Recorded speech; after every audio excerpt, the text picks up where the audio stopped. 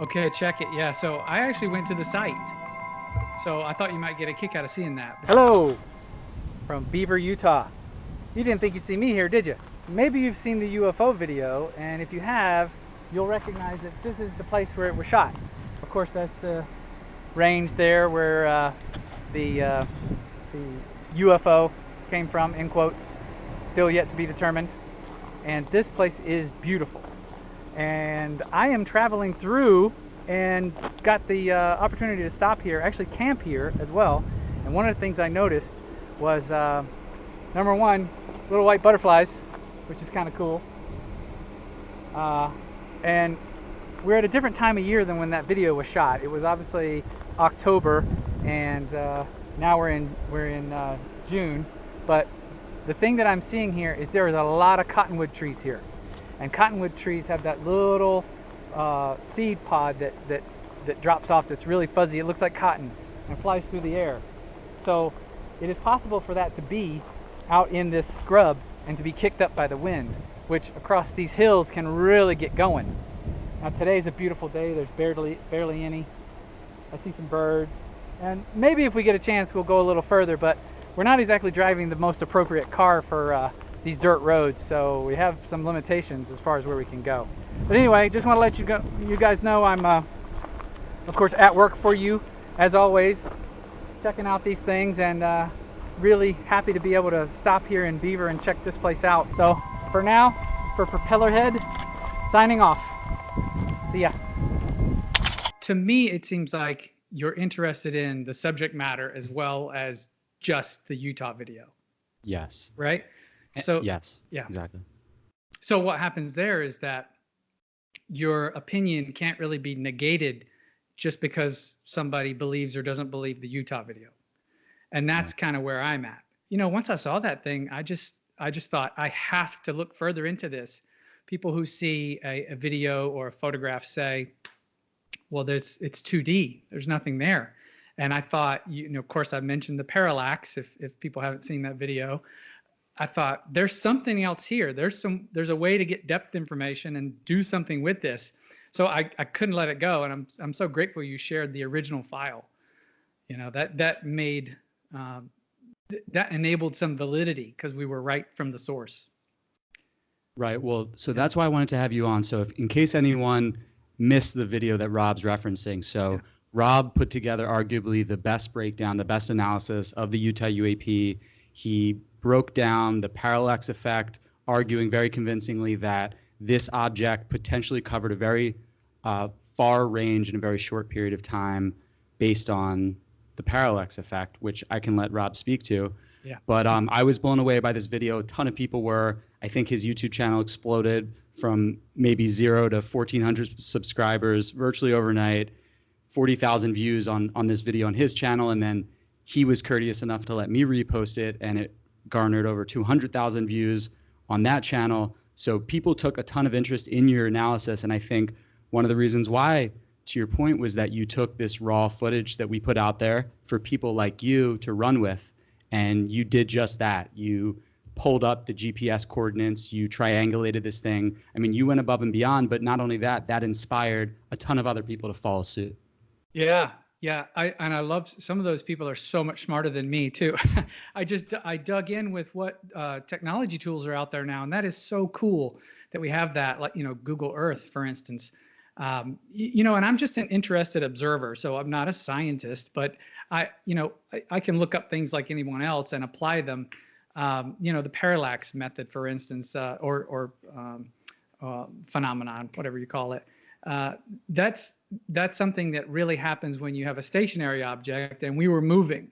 So I knew that was questionable, but still I thought there was something there to work with. And I couldn't let it go. And so even after I went through, you know, doing the math and doing the distances, I don't know if you saw, but I did another video, and I wasn't even intending to have a YouTube channel. I just started the channel so I could post my opinion on that one video. And I did the math, and then I did something at the park, and I figured out another sort of effect that I wasn't aware of, and that's where something bright can bloom and be seen from far away. And probably a lot of people already know this. It's kind of like if you have a mirror, to flag yourself from getting lost, to show where you are. It's very bright and it can be seen from a long distance. And so that counteracted one of the proofs, if you will, that I was using for proving the Utah video was real. So I honestly, I still sit on the fence on the video. I until I have proof one way or the other, I keep looking at new things. But I do believe in the phenomenon, so I look at that video as just another way to help us understand, either to rule things out or to prove that it's true. Sure. No, that makes perfect sense, and I agree. I'm still on the fence with Utah, and the reason I covered extensively is only because I had this personal connection to it, that my friend, actually my friend's friend, shot it. Serendipitously shared it with me, told me he hadn't shared it to many people. I convinced him to put it out there to the public, and we did it just through a YouTube channel. Well, and you covered what was going on Reddit, and that really bugged me. I'm so glad you did that. I think one of your videos you talked about that, and I'm glad you did. The censoring, Rob? Yes, yeah, because it happened right after I posted as well, and I thought, gosh, what's the point of having a group like this if you can't work this stuff out?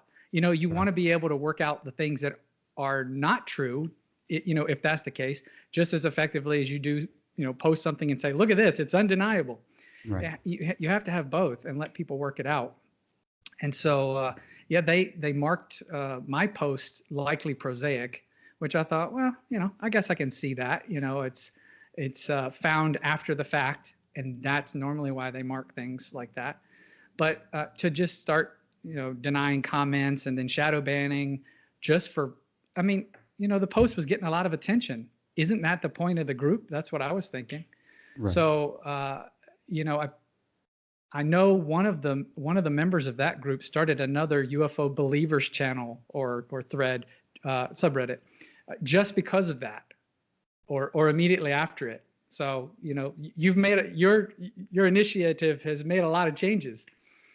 And, that spurred me to do something as well, which is why I decided to pursue moving forward with my channel on YouTube. You may have seen, or you mentioned that I and a friend of mine named Mark started a show called Propellerhead.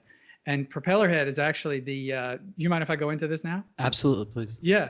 Propellerhead is just sort of the mascot for a new Reddit-like platform. So it's something I've just got into beta right now, and I'd love to open it up for your viewers just as soon as maybe in time for your video release. I'm not sure.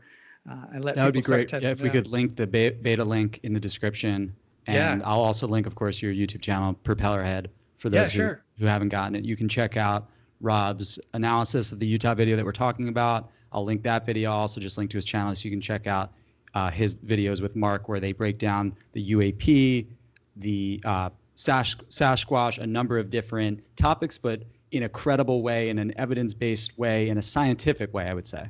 Sure, thank you. Yeah, and honestly, what we were doing is we wanted to just review the things that were popular in that genre, and inevitably use that channel to review what's popular on this new platform. And the real difference between the platform, I suppose you could call it sort of like Reddit meets Facebook, is to add some credibility back to the user. So the user has a profile. And then as far as moderation goes, it's more of there's a pledge on the site that basically talks about the type of discourse we have. And as long as you fall within that, not only credible, but follow the rules of polite conversation, then you can say what you want, as long as you aren't marginalizing anyone on the site. And I feel like that is a significant difference. So it's a new site, so the likelihood of it taking over Reddit or something like that is far from. I still love Reddit, want to use Reddit, but I wanted to give these other genres a nice place to go that was kind of safe to work these things out. So I love that, because that whole experience on the UFO subreddit with the mods seemingly censoring or shadow banning this one what was being called, the greatest UFO footage of the year by a lot of people, or of all time by some. So that was spooky. And I think it's great to have a place, especially in a time where it feels like free speech is under attack on the left and the right and everywhere in between, to just really go, uncensored and just be able to have these conversations and investigations as a community. I think the community aspect is sort of what brought us together, what I loved about your video, and what was sort of the partially an unintended consequence, but also, I guess, in some ways, the hope that we had when we put out that raw footage that, people a lot smarter than us would be able to get some answers. Yeah. Oh gosh, I love that. And that's, I even like the people who are true skeptics, because I feel like skeptics are just people who have higher standards for belief, but they still want to believe just as bad. That's why they put so much effort into disproving things, because they just want it. They just want so much more to believe. And, I appreciate those guys too. Mick West. What's that? Mick West. Oh yeah. One that comes to mind. But those guys do great work, and they investigate ways to explain something. And when you run out of ways to explain it, you're left with something to work with. And so I appreciate the work that guys like that do. And, that's why I did a video that was, I think it was called Another Way of Looking at It, about the Utah video. And it was related to the fact that you could see something farther away than I said I thought would be possible. The difference was, when something's dark and it's small and it's far away, the resolution on the camera just doesn't show it. But whenever it's bright, then that's a different story, because when it's bright, there's a phenomenon where the light gets diffused, and it actually makes it bigger and you can see it. So one of the things, maybe I sent you some B-roll, maybe you'll use some of that. Yeah. One of the things that happens in Utah sometimes is the cottonwood trees. They have this white fuzz that kind of floats around, and it will literally like float on the air and get blown around by the wind. So I wanted to see, is that something that's possible? Is that always out there? And it wasn't the time of year for it, because I think the video was shot in October. And, when I was there, it was June or July, I think. So I don't think it was the time of year for that. But, the possibility is there. So I don't think you use the Utah video as something to hold up and say, look, this is proof. But you can add it to the list of all of the other things where reputable people have seen things. We've got obviously the To the Stars Academy people coming out with the Tic-Tac videos now. What do you think of that, by the way? I don't think I've seen you post much about that. You did have Sean Cahill on, though, right? Right. Yeah. So I've been following the Luis Elizondo story and sort of the declassification, or the slow drip of information, which I love because I think it's more compelling and credible than ever before, especially with the New York Times stories in 2017. That to me, maybe it's just, buying into the credibility of old media. But when the New York Times covers something, people start paying attention. And it's not, wacky, civilians anymore. It's pilots with whom we entrust the most expensive weapon systems in the world. Right. And who, defend our country. So I started taking it more seriously. I think the 5 observables that Luis Elizondo and the ATIP team put together, that these craft, don't have visible means of propulsion, and yet they defy physics. There's, they don't make any sound. There's no sonic boom. Very strange characteristics that we don't have in our inventory. So I do think we're at a point where we have, these vehicles flying around our airspace with impunity, and it seems that our own government doesn't even know what they are. So I'm of the position that I have no idea what they are, but it seems to me like there are only a couple possibilities. And one is maybe that they're these unmanned, aerial vehicles, like these military drones that are being tested. Right. And maybe that's what Utah was. It's right by, and I only really started recently finding this, it's right by the Dugway Proving Ground. It's right by a Utah Air Force base up by Salt Lake City. There's a lot of military activity around there. Lockheed Martin just opened a big headquarters in 2016, the same year the video was shot. Lockheed Martin is testing, not only are they famous for the skunk work programs, but they're testing a lot of these top secret military drones that could potentially displace some of the 5 observables. So I'm kind of at the point where it seems to me like there's this breakaway technology in our airspace, and it's either our secret technology, a foreign government secret technology, but why would they be testing it here when they have their own airspace to test in? Right. And or an ET technology, but in any event, it seems like it maybe potentially always was some ET technology, because otherwise I don't know how you reconcile the breakthrough. Well, that's why I like having my own show, because I can just kind of go out there, on a limb. I don't have to be a scientist and give people everything, spoon-fed like the New York Times did. Right. My idea tends to go along those lines of that. This is technology that's been around a long time. 1952, the Washington D.C. Flap, where they had all the craft fly over. The photos you see of that aren't accurate. I don't think there were any photos at the time, but they documented all those things on radar, and that's a real thing.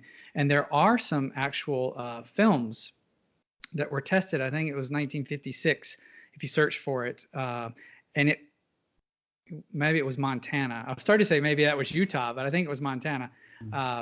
If you look for Montana UFOs 1956, I think there's a video on YouTube of it, and they actually look like the Tic-Tacs, and they fly past a radio tower, and the government actually investigated it. So I mean, that's in the 50s. That's when the height of this stuff that was happening. I tend to think we don't know, even the secret levels of our government don't really get it yet. They've captured some things, kind of like when another country captures one of our drones and start taking it apart, probably trying to reverse engineer it. But as far as flying it around to the point where we're flying around our own jets, I don't know. To me, that doesn't make sense. I think, but the one thing that is interesting is, when we develop stealth and technologies like that, we tend to think black and dark and hiding things at high speed and high altitude. But these things are bright and oftentimes travel relatively low. And that's an interesting thing, is when something that has sort of that blooming effect I'm talking about, because it's self-illuminating, and then it zips by at 1,000 miles per hour. How would you ever record it anyway? As a natural observer, not instruments could probably record it, but yeah, what better stealth could you have than that? Just be bright, white, and fast. Right.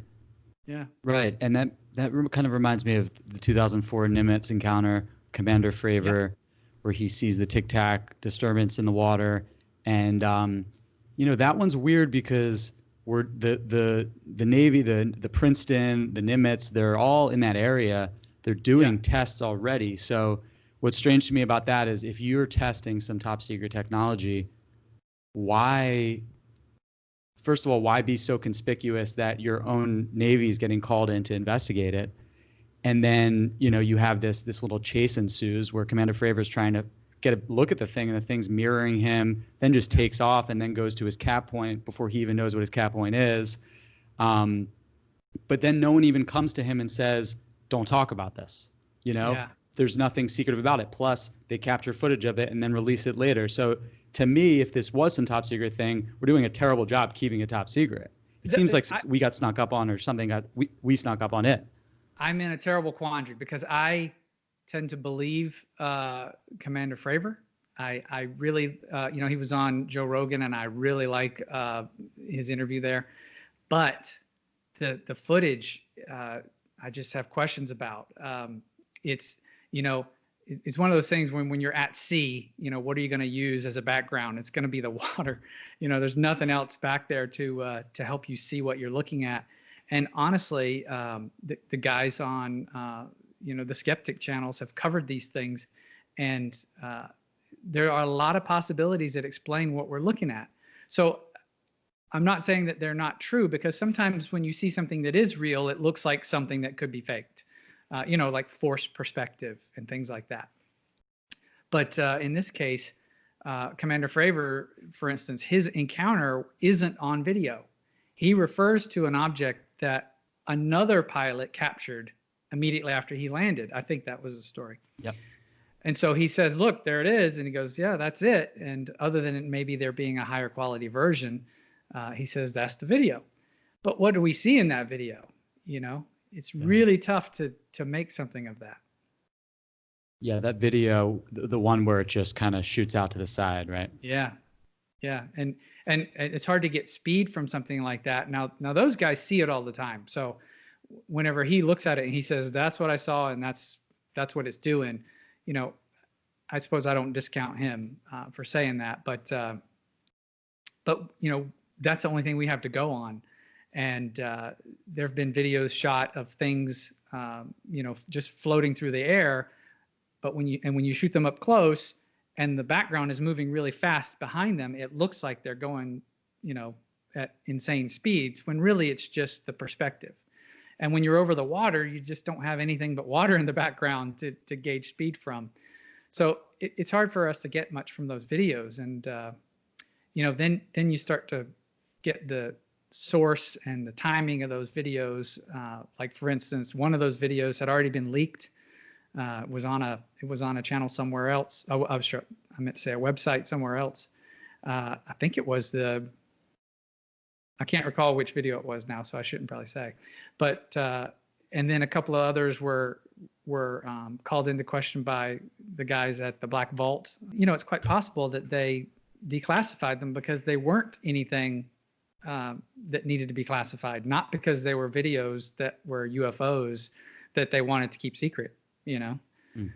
So anyway, that's. Are there any other natural explanations for that Nimitz encounter, let's say? And then there are others unrelated but often conflated, the 2015, the Gimbal video, where you see what looks like more of a disc object sort of rotating. Yeah.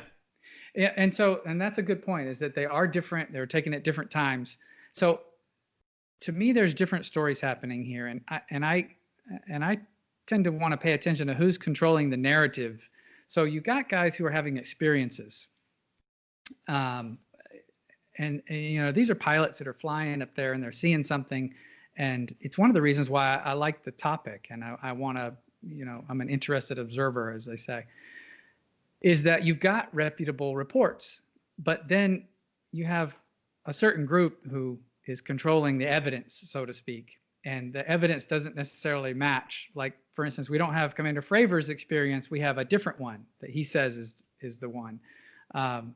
That's where I start to have trouble. I think the Gimbal video, the guys at Metabunk did a good job of showing that it is possible to accomplish something like that with a heat signature from the backside of a jet aircraft. So as it's flying and it has kind of a distortion, you don't see the shape of an aircraft, you just see the heat signature. And so that's going to look weird. And then as it flies away and it banks or turns or something, and you got to remember the plane that's taking the video is also turning. So it's important to know things like this and be able to rule them out, so that when you have something that doesn't fit that, you can say, now we've got some more to go on. So, you know, that's why I don't want to hinge my entire belief on those videos. No, that's why I loved your analysis, and I love talking to you, because I feel like you are the perfect balance between what they call a skeptic. And I think of people like Mick West, who are, you know, adamant skeptics. It's their job to rule everything out that's potentially, you know, incredible, and really make everything a prosaic explanation. And then there are other people on the flip side of the spectrum, like a lot of YouTube UFO channels, who are so trigger happy to label everything, you know, legitimate, and then you lose all credibility. And then, you know, on these polarizing sides of the spectrum, we lose, you know, anyone with any sanity who just wants to make sense of what's really a bizarre situation. I mean, if we're being honest about it, there are weird things happening in our airspace, and nobody seems to really know or have a great answer about what it is. So I love your approach to ruling out, or considering that we have to rule everything out, but still keeping an open mind that we may not have, you know, any documentation of what this thing is. Yeah, yeah. You know, I learned a few things too. I actually had some people sending me videos, which was really cool, saying, you know, take a look at this. And I'm so glad people thought, you know, I could add something to that. And I was able to have a dialogue at times and help people see things that I was seeing, and I feel like it makes them better observers. It doesn't mean that because what you saw this time maybe wasn't a UFO doesn't mean that you don't have the capacity to see one, or they're not real. Like for instance, seeing matching the frame rate of a camera with bug wings flapping. So you don't always see the wing flap because of the blur and because of the frame rate of the camera. But if you look, sometimes you can pick out that signature and you can say, well, this looked like something that flew past at high speed, but really it was small and has wings. And so, I could find these things and I could talk to people about it and say, but that's cool. You didn't know that until you looked more closely. So I appreciate being able to help inform people so that they can look themselves and say, look at that. There's no wings. There's no, motion blur. This thing is, it's got a shadow. It's got a shape. Right. And then when those videos bubble to the surface, they've already gone through a filter. And I think we'll see more of that. I think there's a lot more to be seen with the drones that are out now and the technologies. And yeah, it's exciting. Right. You had made an analogy that it's as if another country recovered one of our drones and tried to understand it, reverse engineer it. And that actually happened. You may have seen Iran, I think, recovered one of our drones. It may have been one of these Lockheed Martin or Nvrtr drones. But those are exactly the types of ones that they've been testing in Utah.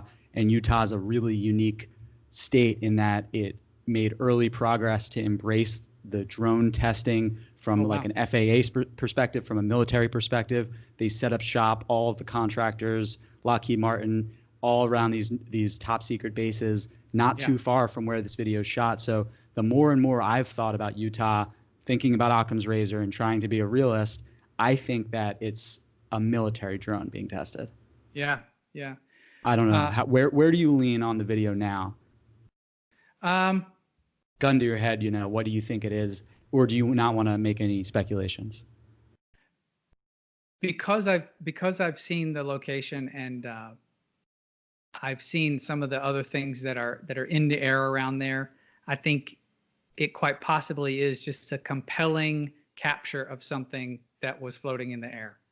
And I don't want to be the wet blanket on the subject matter here, because again, I just want to point out that the validity of this particular video doesn't discount the subject matter altogether. Sure. And the fact that we saw it and people were looking for it and saw how oddly it manifests in the camera, I think says a lot. That says a lot about where we are right now. But it takes a lot of things to go really perfect for that to come out looking that way, for something, as they say, prosaic, to pass the camera in the way that it does. I would have expected to see more blur on the object. If it were the cottonwood seeds like I was talking about, a lot of those are very wispy and thin. And so you might have seen something white at a distance, but as it came closer to the camera, I think you would have seen that it wasn't of substance, and that still looked like it had substance. So, gun to my head, I wouldn't say that it wasn't a UAP of some sort, but if I have to pick, it's going to be something that was floating. Like what, though? You mentioned some sort of plant debris that might have been in a different season. And can you just repeat? I know we talked before we got on the call that you actually made a trip out to right outside of Beaver, Utah, where this exact video was shot. Very scientific analysis I did while I was on site. You'll see if you roll any of that video. So I actually camped.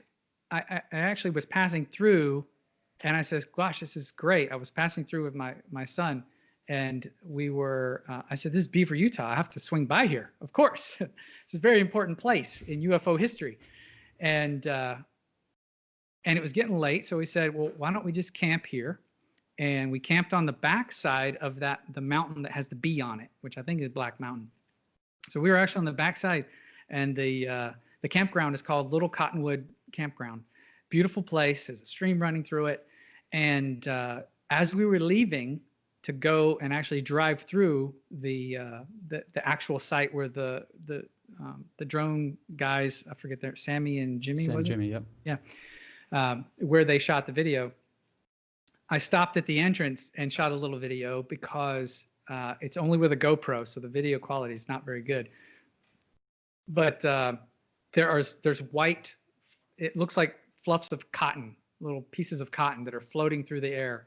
And I literally catch one flying past the lens of the GoPro. So you can take a look at that and see what you think of that. It doesn't look anything like the video that we have from Utah, but that's what I'm talking about. So we left, and then we checked out the location, and you know, it's a long distance. You can see it on the GoPro, the distance that this thing would have had to travel. I was fascinated by, you know, how beautiful it was and the types of things that are out there. There's a lot of, I mean, it's natural open plains. There's all kinds of stuff out there, but I think we ruled some of those out. Like, for instance, there's the white butterflies are out there, and I think we ruled out it being a butterfly. So it remains compelling regardless of what I have shown. Right. There was another video that came out of Spain that looked eerily similar in certain ways to the Utah video, and I think you did a video about it, or we at least spoke about it. I was just curious if you had any thoughts on what that might be, if that's a prosaic thing for sure. Well, here's what I learned from that. The really cool thing about it is that it looks a lot like what we see in the Utah video, and equally such, it is very hard to disprove, because, you know, you have something in the frame that you know, you can't go out and put your hands on it. It's hard to tell how large it is. It's hard to tell how fast it was moving. You have to judge from the background. But because we have like Google Earth and ways to go and see where the drone was, and because the drone itself is moving and we can gauge how fast the drone was moving, you can really get a lot from it. The thing about it is, sort of lighter than air objects, as they're floating, they can be redirected in canyons and with changes in wind direction, and can really have a striking appearance on camera. And so this particular object you're talking about, I think Veridad Occulta is the channel. I forget the name of the location, but it is in Spain. So this thing, it seems like it curves out of the canyon, and the only thing I noticed was farther down the canyon there was fires and there was chimneys that were puffing out smoke, and oftentimes something like that you can get ash. So ash is, you know, something that could fly along the canyon. It doesn't have to be far away, and the cameras on these drones are something that really tricks people sometimes, because they're made to be wide angle. So the further you get, the smaller something gets really quickly. So it looks like something comes from really far away and then suddenly gets giant, but that's really, the lens is kind of fooling us a bit. And so that's why it's good to know what, you know, what camera shot some of these things. So these guys told me which drone they were using and which camera, and we were able to kind of say, you know, this might not have been something that was coming from far away, but can't disprove it. So, right, you know. Yeah, I was curious with so you mentioned the lens effect that makes it look like it's starting out smaller than it actually is. Is that sort of how you reconcile it with the other analysis with the parallax? Because the other video contends that it essentially doesn't track with the foreground. It tracks back with the mountain range. So we assume that it's back there originally, and then it's tracking sort of at the midground and then it's tracking with the foreground. So it appears that it's coming from far and getting close, and then the video is shot in 60 frames per second. So that's what led us to all kind of come up with the potential conclusion that it could be going thousands of miles per hour. You're absolutely right. And the great thing about that is the drone is going almost 58 miles per hour, I think. So to be traveling 50 miles per hour, you would not expect to have that same effect as the Spain video, because, you know, it would have to be tiny and be far away, and that's kind of some of what I covered in that video. Right. The difference is, and I'm not trying to, you know, squash this particular possibility, because, you know, that's why I found it in the first place. I was compelled by it. But the difference is that this particular camera was much more high end that Sam and Jimmy were using, and as such, it had a better lens, which means it was not quite as wide a field of view. So it didn't have so much of that same background extension as some of the wider lenses would have. So you could still have something small that is tracking in the same direction. For instance, if this drone was flying, the Utah drone, if it were flying up towards that hill and the wind were coming, that was flying south basically. And if the wind were blowing from the south, then things would be blowing straight at the drone. Now, I don't know if that was the case. I forget. Even if you look up the wind direction, it changes. So there's no really good record of that.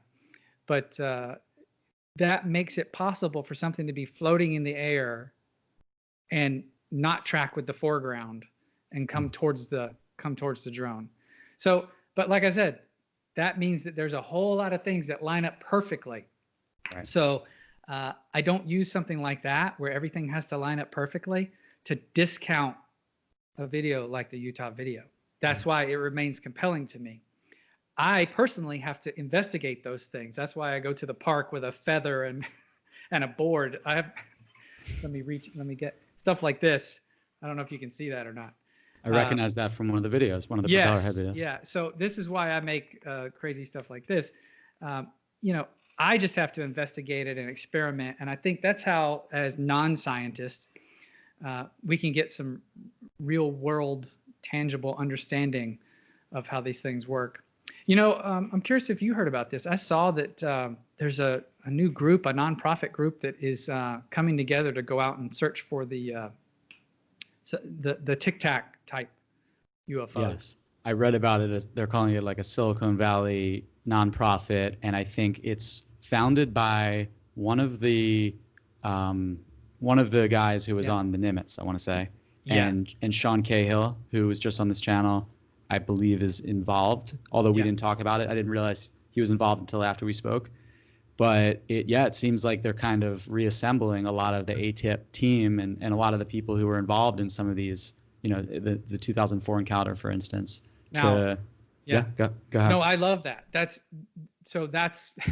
what I'm in it for, is the field investigation. I love when people actually take it to the street, Has anyone reached out to you, Rob? I was wondering. I think a lot of people were. Did anyone contact you after your analysis and ask you to join their ranks? No. To do things like that?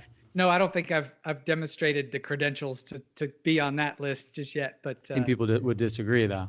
And you know what, that. Sean, I think, I don't want to put words in his mouth, but I'm pretty sure when we had spoken, we had an hour-long phone call before the recorded interview just to kind of suss things out and just get to know each other and get comfortable. And I'm pretty sure he mentioned your video, your analysis, and thought it was brilliant. Wow, that's fantastic. I'm sure a lot of other people who are, taken seriously in this field agreed. Yeah, I got a mention on, I don't know if you know who Richard Dolan is, but he's a pretty good big YouTube channel. Yeah, ufologist is probably not a term he would appreciate. Historian, I think he might appreciate more. Right. But yeah, he mentioned my username at the time, and I was just floored by that. But I think there are a lot of people who analyze certain things in this way. I was really interested in people who analyze like Sasquatch videos and the times that they take to use tools to measure. And I've done some video editing myself, and I thought, gosh, I think we could apply some of that to this Utah video. So, hey, I'm open for it. If there's any opportunities, that's, this is what excites me. So, and I think you as well, if I'm not mistaken. Definitely. But I think I'm more of kind of like I'm trying to connect dots, people like you who really have the skills, who can really give us answers with people who have evidence potentially or stories to tell, and, try to make sense of this all. I think the Commander Fravors and the Luis Elizondos, the Bob Lazars, the Sam Shortecks, Jimmy Chappies, these are all little tiny pieces of the puzzle. And I agree. I'm kind of hanging my hat content-wise on Utah because I'm personally connected, invested in it. But from a macro perspective, I see it as just one piece. And if it falls, we find out it is some gyrfalcon, I will. It's not a gyrfalcon. I would be okay with it because ultimately I want to know what it is. And I love the video because we don't know what it is yet. And I love having mystery left in this world because it doesn't feel like we still live in a world with a lot of mystery left. And this is really mysterious. I don't want to let that go though. It's definitely not a falcon. I think if I've proved anything, it has to be something tiny that's near the camera, or it's a drone that's flying by at 900 miles per hour or 9,000. It's not a falcon. There's no possible way it's a falcon. And do you want to just support that? We've talked about it, but do you want to just back that up? Why don't you think it's a falcon for sure? Yeah, well, I probably can't go into as much detail as I did at the time in the math video, but I could play a portion potentially. Yeah, sure. You know, the timing that it would take for one of these birds to cross out of frame is just not possible. And then how big it would be in frame. And that's another thing that people tend to forget, that when you just look at a video on YouTube, you don't have any of the information about how it was shot. And that's how you can be fooled. And sometimes that's intentional, like when people do the magic, you know, forced perspectives, things like that. Like I've got, you know, your head between my fingers kind of thing. Mm-hmm. But when we know the type of lens, we know the type of camera and the resolution, you can calculate a lot of things. And I think that's where we have an edge in this particular video, and we can show certain things, such as a falcon, and there's a not a telephone pole, but a power pole that's in the distance. And I was actually on the site, and I measured the shadow. I don't have the measurement with me now, but I think roughly those power poles are 75 feet tall. And if you look at that in the Utah video, you'll see that it's tiny. So it's far away. And so for a bird to come from one of those power poles to cross out of frame is impossible for me. It's either something tiny or it's a drone. So if it's the latter, if it's a drone, do you have any sense of how big it is? Or is that a strange question because you're also considering that it could be really small? Every other comment on YouTube asked me how big it was. I don't know that we have a frame of reference for that. But my guess, which is all I can do at this point, is I was guessing it was about the size of a Volkswagen. Like that's about what I would see. But that's my own experience, you know, seeing something in the video coming into play. That's not scientific whatsoever. I don't think we have an ability to say. So what you do is you sort of like ray tracing in a video game, you draw lines that go from the front and the back into the distance, right? And so much like an airliner is very tiny because it's miles and miles up into the sky, we don't know where on that ray this particular object is. So if it's not very near the camera, but it's still showing up pretty sizable, then, and we can figure that out, then we can say, wow, this thing is this big, and it doesn't, you know, obscure the whole camera because it's farther away, and vice versa. If something's tiny, it have to be closer to the camera, and we can't tell. So that's why in one of the videos I was looking for the edge sharpness. So oftentimes the edge sharpness will tell us if something is close to the lens, because these cameras are made to shoot, especially the landscape, are made to shoot things where the entire landscape is in focus, which is exactly what these guys were doing in Utah. So everything is in focus. So the only time something is out of focus is as it gets close to the lens. But as it gets out of focus, then we start to see fuzzy edges. So if it's close to the lens, but it's the size of a Volkswagen, then we would obviously know that because it would be obscuring the whole field of view. But if it's close to the lens and it's small, like a bug, it can still look like it's, especially if it's traveling fast, it can still look like something that's big, that's far away. But we would be able to tell because the edges would be fuzzy. So I'm sorry if this is too wordy, but I think no. I think a lot of people watching are gonna have clicked on this video expecting sort of a hardcore mathy type breakdown, which is what they got in your analysis. So I think it's cool we're talking big picture, but we're also talking in the weeds a little bit. Okay. So let me ask though, what is your background? Are you a science guy by trade, video guy? Technology, a lot of self-taught computers. I worked in legal technology and database and programming, and then moved on to doing creative things, which is why I'm in Los Angeles. But I'm not very successful at it, which is why you haven't seen me before. Well, Yeah. So Yeah, right now I'm working on creative things like the platform and ways to get more of this type of channels like yours and subject matter out there. Nvrtr, which is the name of the platform. It's the word inverter with no vowels. It's very hard to get a domain name these days. It's the beginnings of a multi-channel network. So channels like yours will have a place to go and get an audience and get advertisements, and you won't have to rely on YouTube for everything. But that's a little down the road. First, we just want to have a community that is successful. So Invert is the name of the platform you're starting. Propellerhead is the name of the YouTube channel. Yeah, Propellerhead is, it's just a fun channel to promote this subject matter. But Nvrtr, nvrtr.com. Okay. Yep. Like I said, I'm going to link those. What other areas of the UAP topic are you investigating, if any? Are you curious at all by the Bob Lazar? We talked about Commander Fravor's interview with Rogan. Did you listen to Lazar's, and did you watch that documentary on Netflix? I think all of these guys need to do Rogan so they can get get a platform. Oh my gosh. You know, I think the next social media push is to try and get Lou onto Rogan's channel, right? That would be awesome. Yeah, it would. I am a big fan of Bob Lazar. I think he's been honest from the day he first came out. Everything has made sense.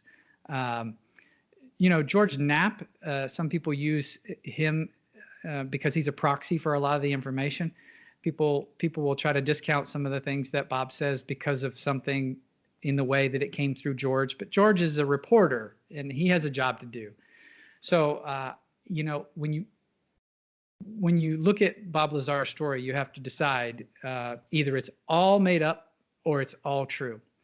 And if it's all true, then that gives us a lot of interesting things to think about. And,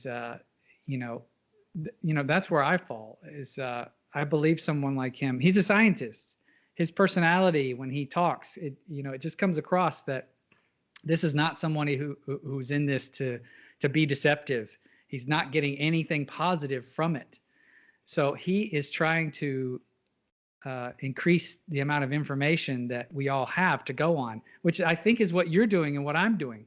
So I relate to that, and I want to support that.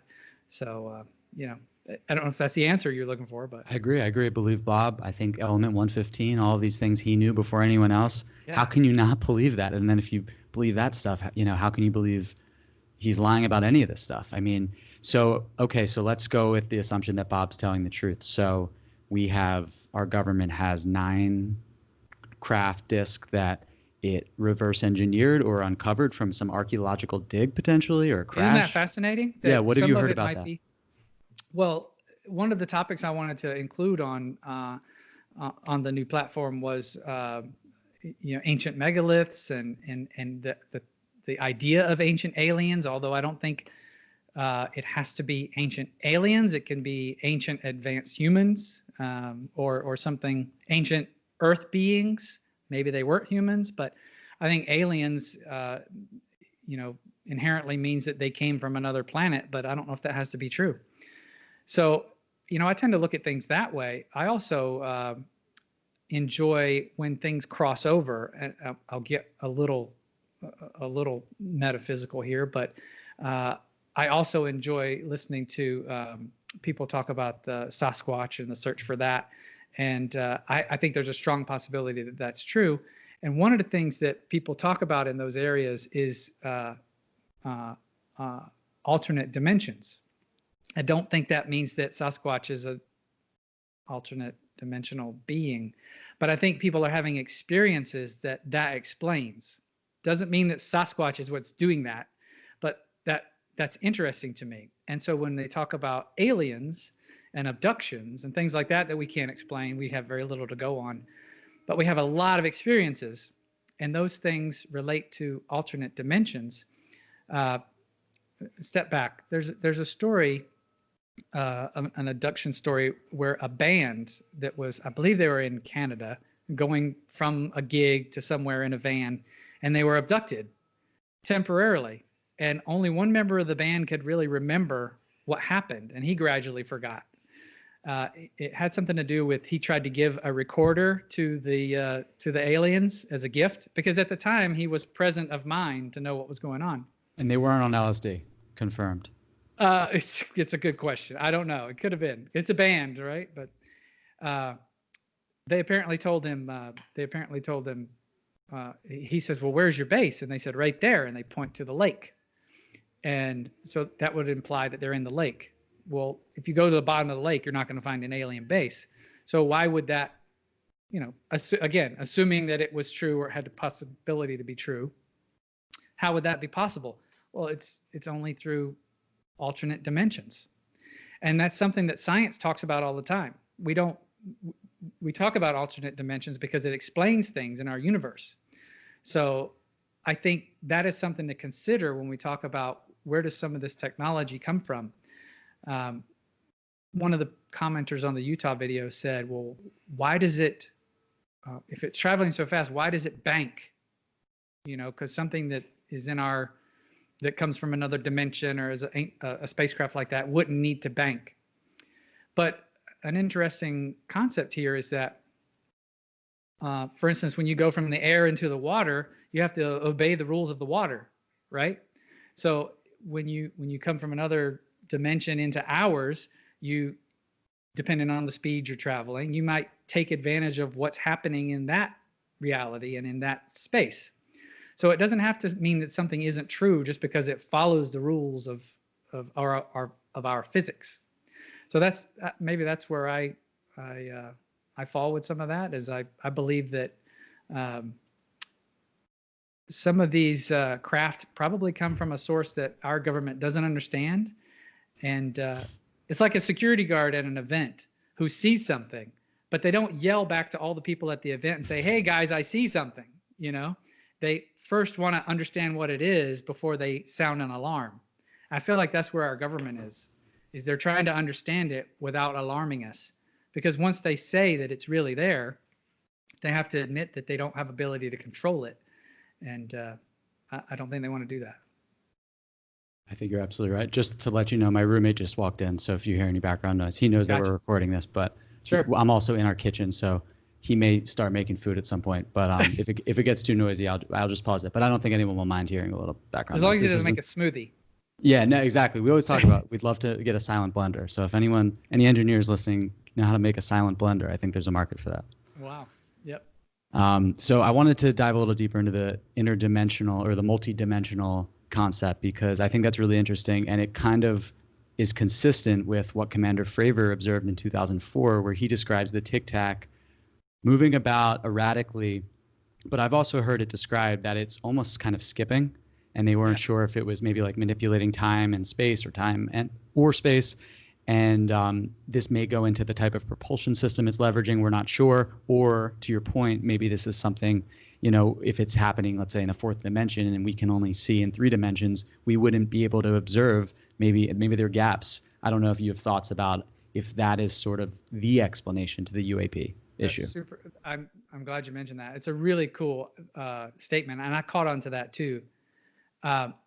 If you think about it, when something travels in an observable way, like we see Tic-Tac type craft moving, whether it's the videos from Mexico where you see all these things that look like white balloons traveling through the sky, and I don't know which of those are accurate or not, but when you see those things and that, as Commander Fravor pointed out, they have the ability to just zip from one place to the other instantaneously, then that must mean that traveling in a visible way across a distance must also have a meaning.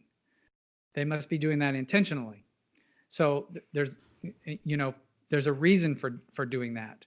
So like for instance, if you can instantly be from New York in Los Angeles by snapping your fingers, well, that's fantastic because your purpose was to be in Los Angeles.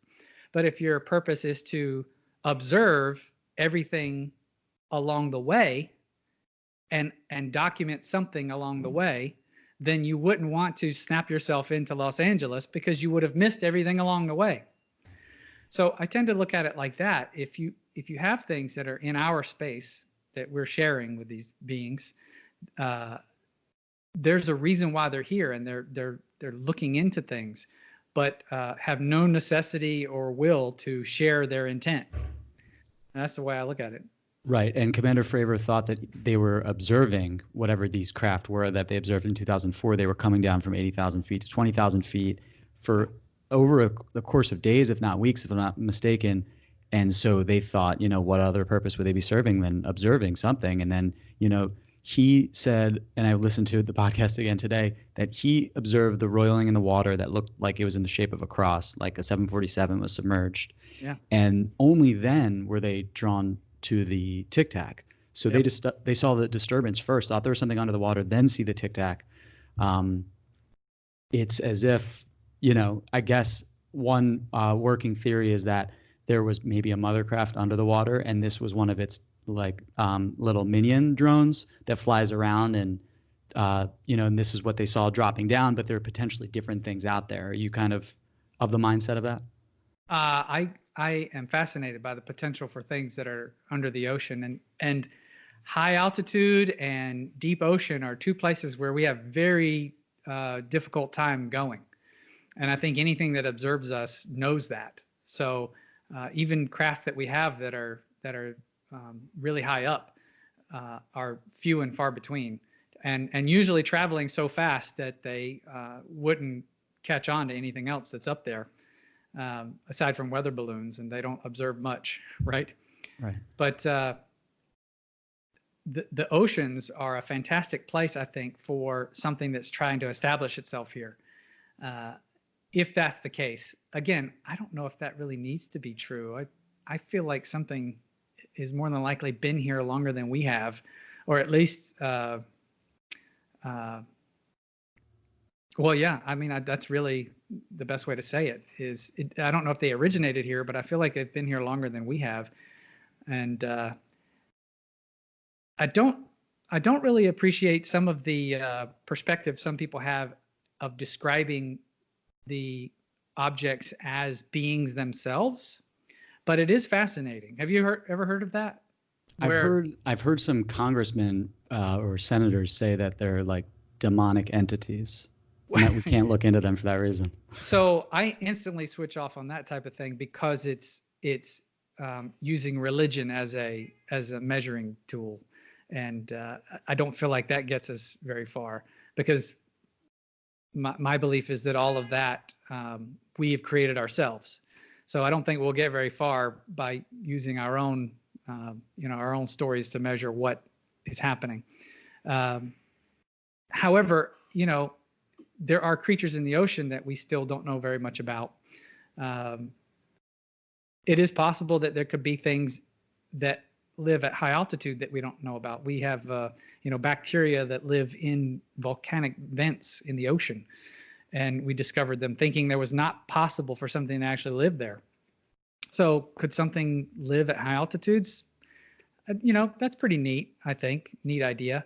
But to have something like what these guys are seeing coming down, I don't think that's a living being itself. I was going to say, well, Commander, I keep talking about Fravor, but I just feel like his is maybe the most credible of any account, because he's seeing it with his own eyes up close. He has a wingman. There's another plane right next to it. They have two pilots on that one. All four of them are seeing it. He's within half a mile of it, which sounds like a far distance, but when you're in the air, it's not.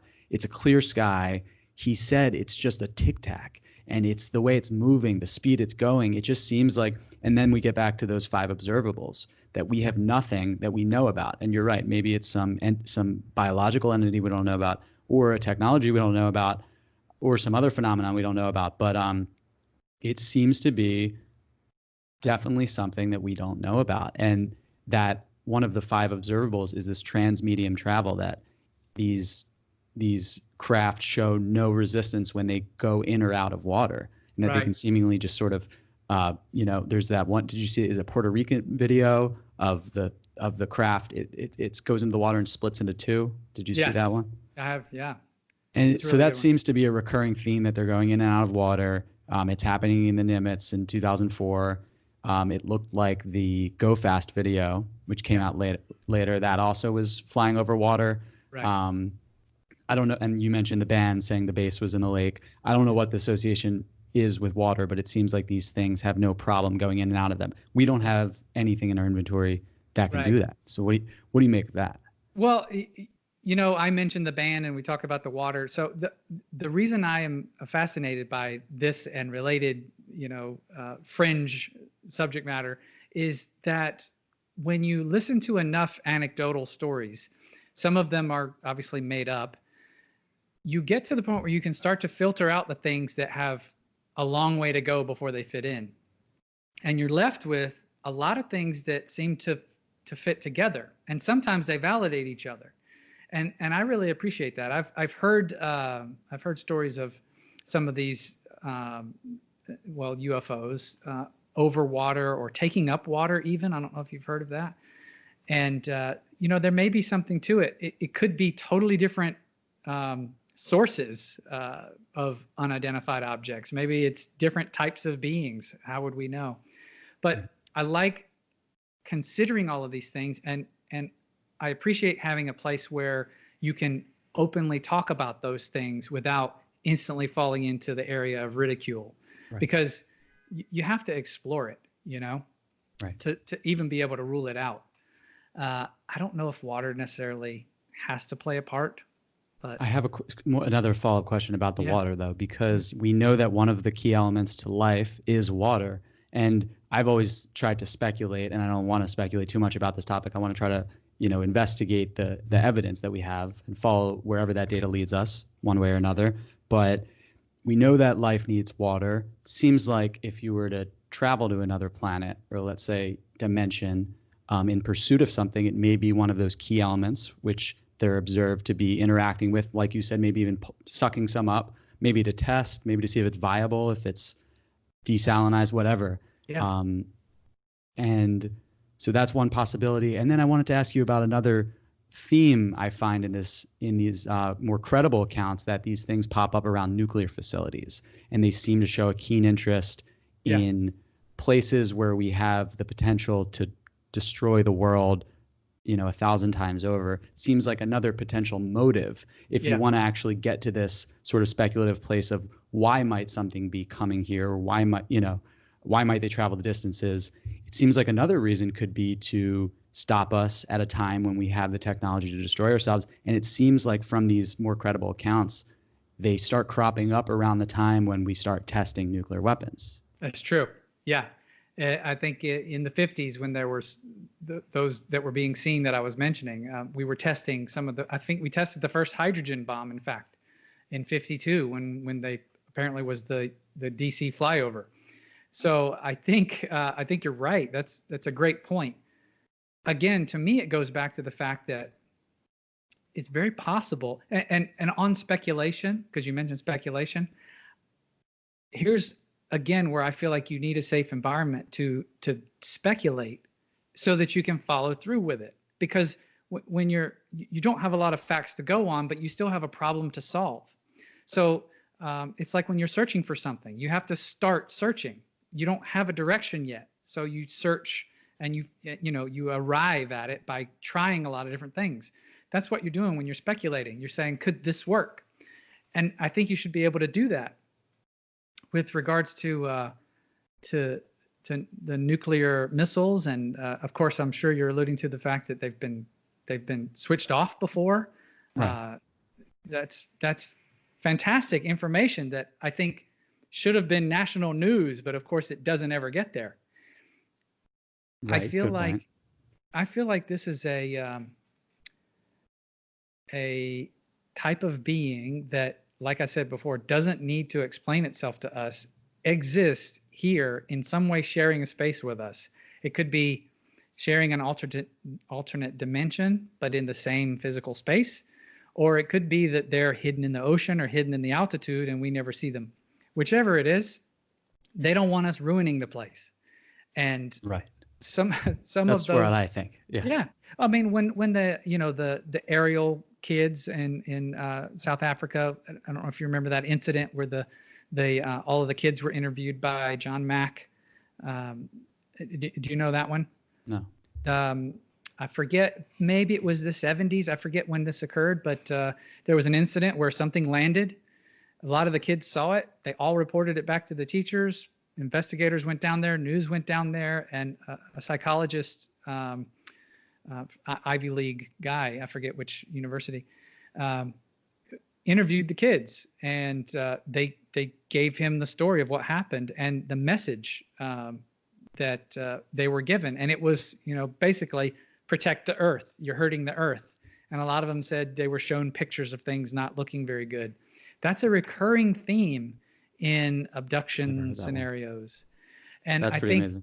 Yeah, I think it's possible that there's a phenomenon where people who feel like they've been abducted, are experiencing some other kind of psychological thing.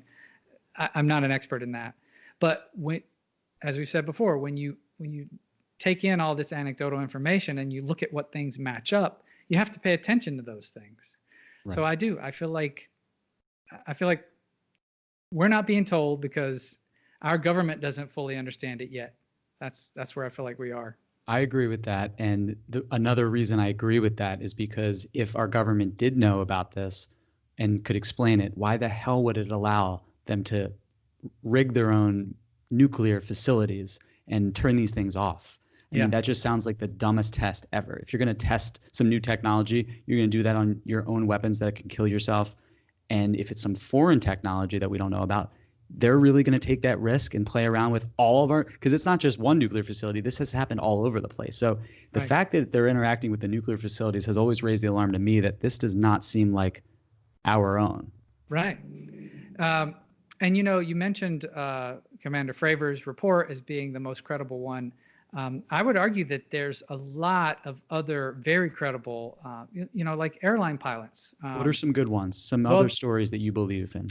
The TWA flight of, I think it was a Hawaiian Airlines that was flying to Alaska. That went on for a good number of minutes. I think there's a recorded dialogue too of the radio transmissions from the pilot asking what's going on, talking about how large the object is. It's flying with the aircraft for a long period of time. So they had it perfectly visible for a long time, and I'm sure that's not the only one. There's been the object that was seen at the airport in Chicago and then flew up and left a hole in the clouds. A lot of people saw that. It was on radar. It was left physical evidence of, not something you can do a whole lot with. A hole in the clouds doesn't last very long. Mm-hmm. But, I don't think there's any shortage of very credible witnesses to these types of things. It's just never being in a situation to put your hands on it. And if you ever are, that gets quieted. That's just like the crashed craft.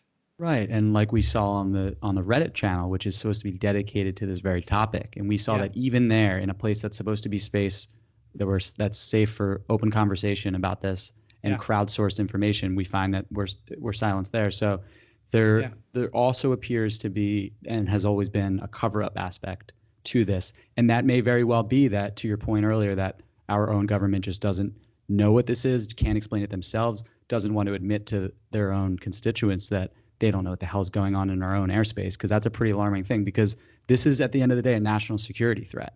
I mean, as much as this is, interesting to people like us, it's scary to think that our own pilots could, and on commercial flights too, could just crash into one of these things. And it sounded like on the East Coast around 2015, some of our own pilots almost did crash into some of these things. Yeah. And the fact that they are a threat, I was kind of catching on that word just a little bit. I don't know if you noticed that was happening, that they were being called a threat, which is a different tone than we've had before.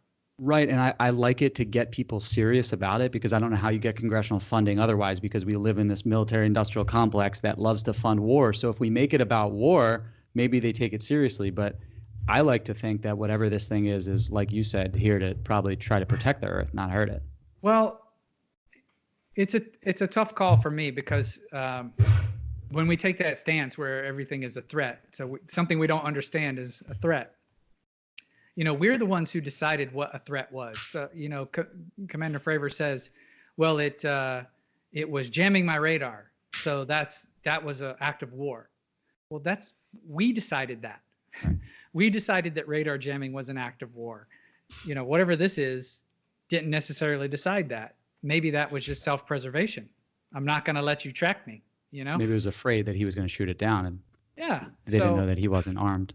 Yeah, but it's a great thing to note that this was an active interaction, right? Right. So saying that they're a threat, I guess, just calls into question who controls the narrative. And that's another thing which I don't have a whole lot of expertise in, but I am trying to pay attention to, because, the Two to Stars Academy guys are getting a lot of attention for putting out the videos and then having conferences. And I don't know that they really have anything at this point that constitutes making them an expert, but that's what's starting to happen. They have a lot of CIA-based people on their staff, and why would that be? And I know Tom has mentioned before that he was trying to get the most influential people he could get, and no fault there. I think he has good intentions, but it just makes me wonder, who's got the reins on the story. I certainly don't know. I'd like to know for sure.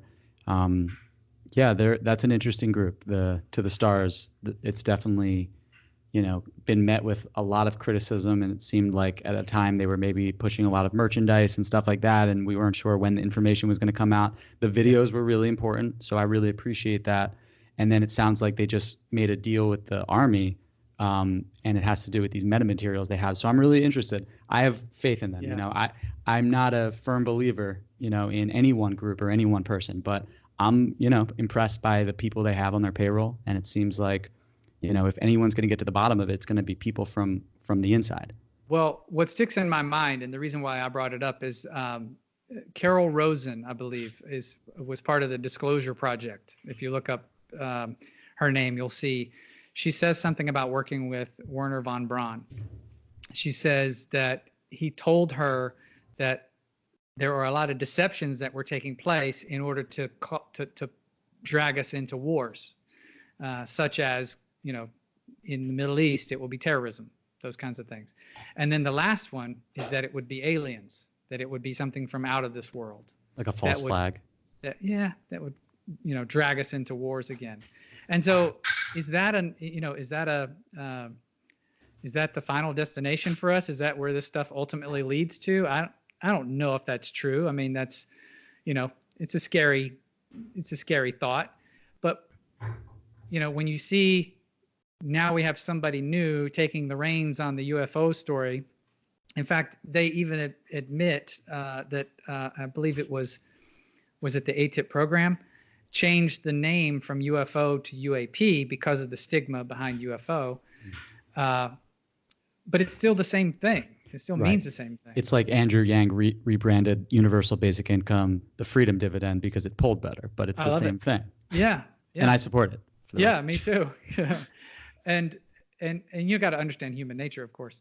But in any case, then you start saying, well, things are a threat, and then we have to come up with things to go against this threat. Well, now we have things to spend money on, but we still don't know anything. So are we spending money before we know? That's what I'm paying attention to anyway. Yeah.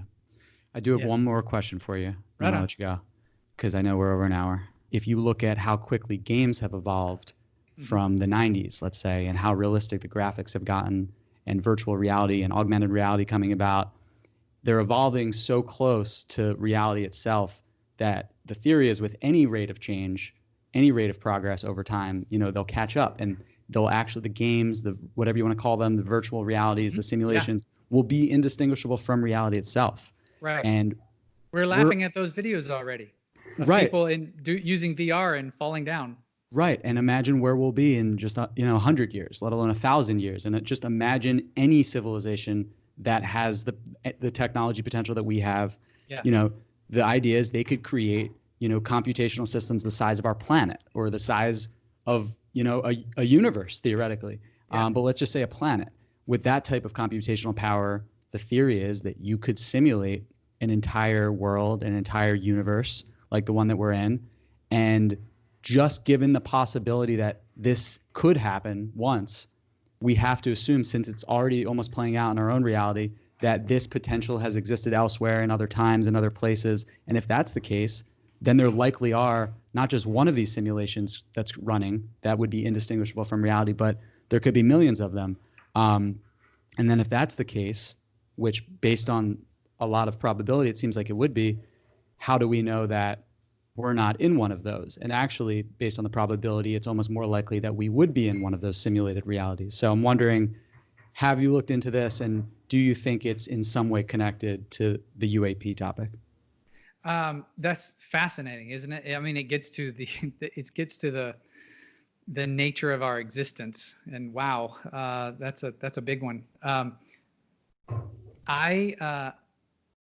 I don't think I generally tend to go that far with it, because there's no way to answer that question, but it's a good thing to think about. Simulation, I tend to think, why would something like that be necessary? And it doesn't, just because you can't figure out why doesn't mean that it's not happening. But having the entire world be a simulation seems to me to be a bit much to take in. And if it is the case, well, then that's still the world we have to understand. Exactly. I do tend to think, though, that there's been talk about the craft, for instance, being made of organic materials. So I do think there is something to be said for intelligent material, something that can shape itself and actually has some life to it. And so then you start to say, well, how about us? Like, how do we exist here? What's the difference between us and a log? What makes us different? And we're mostly non-existent, right? The space between the atoms and the electrons and is all, there's no substance there, but yet we exist. So how does that work? I think that is what helps us to explain our experience and our consciousness. That's why we can't fully understand it, is because those two things, or those things like consciousness in and of itself, that's the way we perceive the space between those atoms. Right. That's what we're all taking in. And I feel like that's why our world seems like a simulation, and that can fit some of those mathematical equations, is that it all has to do with the way we're perceiving things and those things all matching up. And so it would also explain why we can't perceive, let's say, the other dimension, because we're limited in that sense in what we're perceiving. But maybe there is a way. We still haven't figured out why there is a phenomenon of ghosts. Why do people report seeing things like that? And how would that exist if it were true, right? So I don't look at it from the standpoint that there's we're in a game simulation, but I look at it more from the standpoint of how do we perceive reality in our own consciousness. For instance, it's been proven, because this was another little thing I was looking into at one point, that you can be hypnotized and that hypnosis is real. So you actually are in an altered state.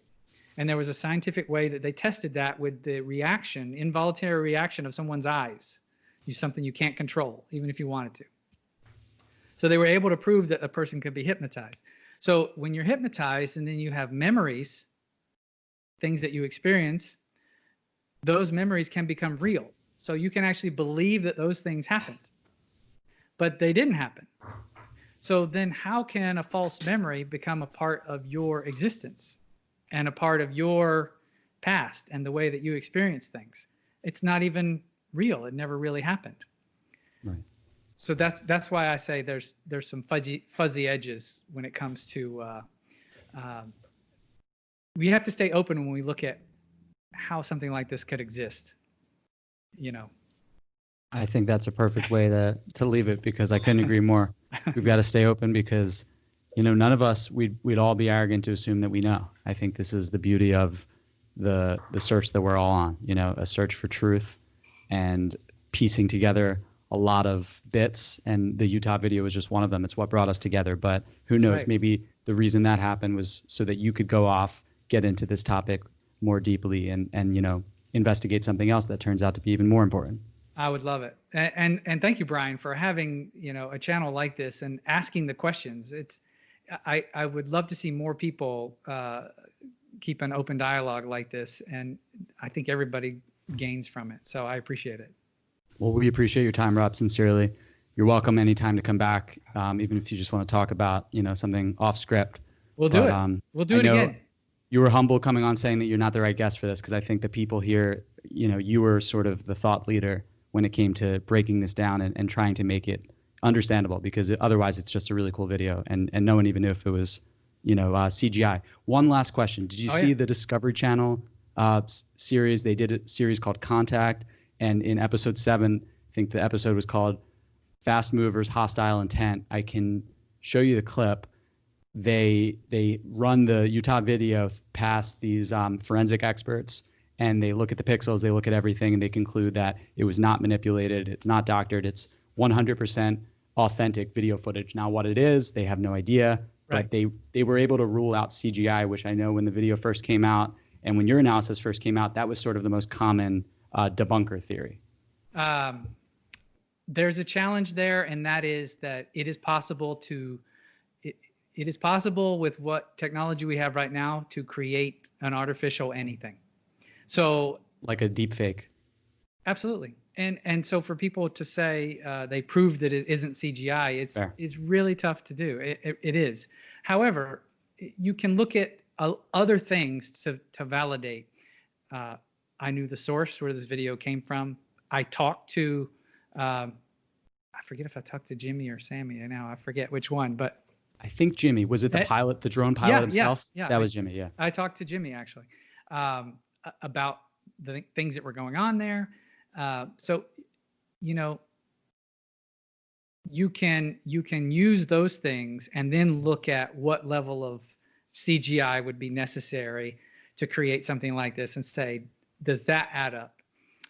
And it doesn't. So I agree with that analysis. It is not CGI. Is it possible to make CGI that looks like this? It definitely is. And that's the only problem, is that video is not a perfect medium, for analysis. So you have to use other means and just go with what you get. Right. All right. Well, that was awesome, Rob. It's not CGI. we have to start trusting each other. That's what it comes down to, is we have to not be anonymous on all of these platforms, and we have to have some value behind who's saying it, and stand behind our word, and we'll get a lot farther. I agree. Yeah. All right, Rob. Thanks so much, man. Right on.